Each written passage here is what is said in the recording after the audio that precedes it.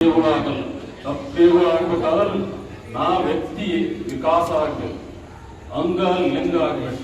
ಅಂಗದ ವಿಕಾರಗಳು ಬಯಲಾಗಿ ಅಂಗ ಮನ ಭಾವ ಬಯಲಾಗಿ ಅವನಲ್ಲಿ ಆ ಮಹಾಬೈಲಿನ ಅನುಭೂತಿ ಆಗಿರುವಂತಹ ವ್ಯಕ್ತಿಯ ವಿಕಾಸನದ ಸ್ವರೂಪವನ್ನು ಪಡ್ಕೊಂಡಿರುವಂತಹ ವ್ಯಕ್ತಿ ಮಾಡುವಂತಹ ಪ್ರತಿಯೊಂದು ಕ್ರಿಯೆಗಳು ಸಹಿತ ಆ ಕೈಲಾಸವೇ ಆಗ್ತಿಲ್ಲ ಹಾಗೆ.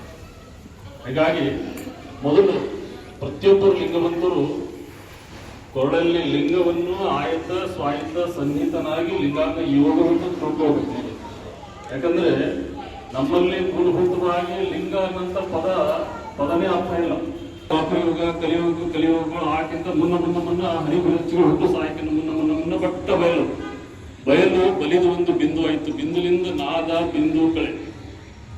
ಬಿಂದು ಕಳೆ ಓಂಕಾರ ಪ್ರಣವ ಗಟ್ಟಿ ಮೊಟ್ಟ ಮೊದಲನೇ the formless form is the form of Mahalinga. ಅದೊಂದೇ ಹುಟ್ಟು ಇಲ್ಲ, ಸಾವು ಇಲ್ಲ. ಅದನ್ನೇ ದೇವರಂತೀವಿ ಶರಣರ ನೆಲೆಯಲ್ಲಿ